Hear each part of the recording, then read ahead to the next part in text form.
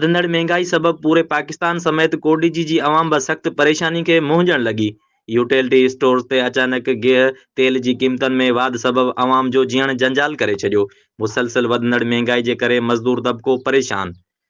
शहरियुनि जो चवणु हो त मौजूदा हुकूमत अवाम खां जीअण जो हक़ खसे वरितो आहे। ग़रीब मज़दूर माण्हू पेट जी पूरी करे या दीगर ज़रूरतनि खे पूरो करे। अॼु ग़रीब माण्हू बुखूं काटे रहिया आहिनि। अगरि हुकूमत जी इहा महांगाई ईअं रही त आम माण्हू ख़ुदकशी करण ते मजबूर थी वेंदा। वधीक ॾिसंदासीं फिदा हुसैन गोपांग जी हिन रिपोर्ट में। इन महिल असां मौजूदु आहियूं PSO fort bungalow utility store ते, जिते हिकिड़ी राति में ई गिहु फी किलो 95 रुपया वाध कई वई आहे। अचो त वधीक हितां जी आवाम खां पुछा कंदासीं त उन्हनि जो छा चवणु आहे। बिल्कुल तव्हां ॾिठो हूंदो त ही मार्च पिया थियनि, महांगाई मुकाम मार्च वग़ैरह वग़ैरह, लेकिन इन्हनि जे अचण सां महांगाई नथी हलण जो वधंदी थी वञे। असांखे अफ़सोस थींदो आहे त सभु हिते पाण खे ग़रीब दोस्त सॾाईंदा आहिनि, लेकिन ग़रीब सां दोस्ती को बि निभाए नथो। जेको अचे थो हू ॾींहों ॾींहुं महांगाई वधाए थो। वरी अगरि पुछियो वञे त बाबा दुनिया में रेट वधी रहिया आहिनि, तेल जो रेट वधी रहियो आहे, ऑयल वधी रहियो आहे, प्लांट बाबा दुनिया में जेके फैसिलिटीज़ जेके ॾिनी थियूं वञनि उहो बि तव्हां ॾिसो न। सिर्फ़ु तव्हां महांगाई जे दुनिया जी मिसाल ॾींदा आहियो, ॿिनि शयुनि ते छो नथा ॾियो? हरगिज़ ग़रीब माण्हू गुज़ारो नथो करे सघे। तव्हां अटे जी ॻाल्हि था कयो, अटो वठी मेडिसिन केतिरी महांगियूं थी वियूं आहिनि। घी त मूंखे नथो लॻे त ग़रीब माण्हू घी वठी हाणे भाॼी में विझंदो। हाणे इहो ई आहे त बाबा पाणी विझ भाॼी में, अटे जी जात जेको मैदो वेदो खाए बाक़ी हाणे इहो सहारो असांजो फसिजी वियो आहे। तमामु घणी आवाम बिल्कुल हर रातों ही रात 95 रुपया फी किलो जो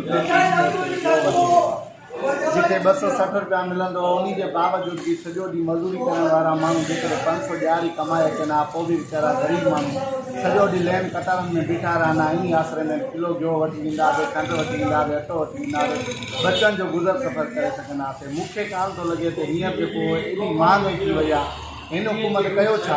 हिन हुकूमत वॾा दावा कया, वॾी इहा कई, पर ॾिसो था पाण महांगाई ॾाढो थोरे जी बिल्कुलु न। जीअं ई असां आयासीं सुबुह जो त असां पंहिंजे हिसाब सां जीअं वठंदा तव्हांखे ख़बर आहे अॼोके दौर में रोज़ु माण्हू कमाए थो, रोज़ु खाए थो।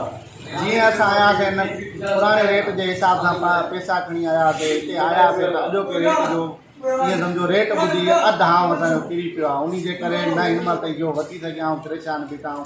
छा कयूं, हिन हुकूमत असांजी कीअं चेन किरी करे सघी आहे। असांखे ग़रीब मज़दूर तबिको आहे। असां सोरा चौक में असां रहूं था, 500 रुपया रोज़ कमायूं था। वधीक दिहाड़ी कान्हे का। हुकूमत खे असांखे इहा आहे की असांखे सस्ता जो रिलीफ खपे। यूटिलिटी ते असांखे 250 रुपया घी मिलंदो, हिन महिल 450 555 रुपया थी वियो आहे।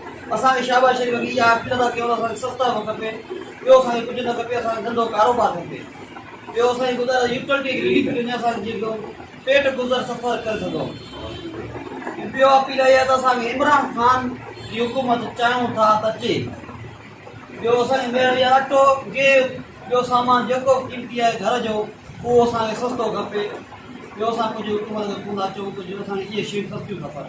यूटिलिटी जो रिलीफ हुजे, असांखे रिलीफ ॾिनो, जेको घी हलंदो उहो घी हले, उहे हुजनि जेकी यूटिलिटी जा घी हुयो उहो ई रखनि। हिन महिल 555 रुपया तारीख़ कमायूं असां 400 रुपया 500 रुपया काॾो असां एतिरो ग़रीब माण्हू आणींदासीं, बचा पाले कोन सघूं। हिन महिल अटो हिन महिल 3000 कटो थी वियो आहे, 500 रुपया तारीख़ आहे त असां काॾो गुज़र सफ़र कंदा आहियूं। आख़िर ख़ुदकशी करण लाइ तयारु थींदासीं।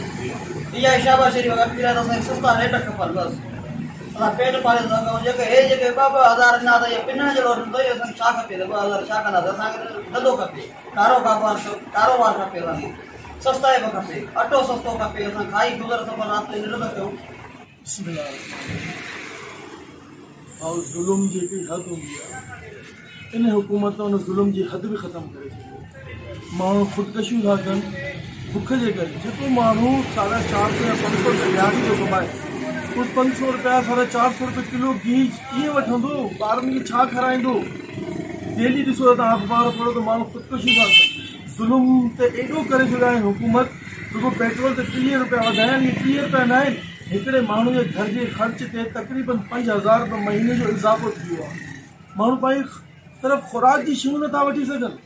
इन खां भलो त इमरान ख़ान हुया त घटि में घटि इहे शयूं लिमिट में त हुयूं। इन हुकूमत त खानो ख़राबु करे छॾियो आहे। अलाए मुल्क कहिड़े पासे थो वञे, सफ़ा तबाह बर्बाद करे छॾियो आहे। अलाह साईं पोइ इन्हनि खे बसि 2 पकीलो मालिक साईं सफ़ा खानो ख़राब करे छॾियो। साईं लॉन्ग मार्च जेके थियनि पिया इहे काॾे वियो हाणे मौलाना फज़लुर रहमान, काॾे आहे ॿिया सभु इन्हनि जा इत्यादि जेके हुया, इन्हनि खे सभिनीनि खे कुर्सी खपंदी हुई। ॿियो को आवाम सां हिननि जो वास्तो न आहे, को आवाम जो ख़्यालु न आहे, इन्हनि खे काई परवाह कोन्हे। इन्हनि खे सिर्फ़ु पंहिंजा मफ़ादात अज़ीज़नि, कुर्सियूं खपनि, इन्हनि खे हुकूमत खपे। आवाम बुख मरे थो, बुख मरे वञी, ख़ुदकशियूं करे भले करे वञी, इन्हनि खे काई परवाह कोन्हे। कराची में अटो इन टाइम 95 रुपए किलो थी वियो आहे, असां वटि 80 रुपए विकामजी रहियो आहे।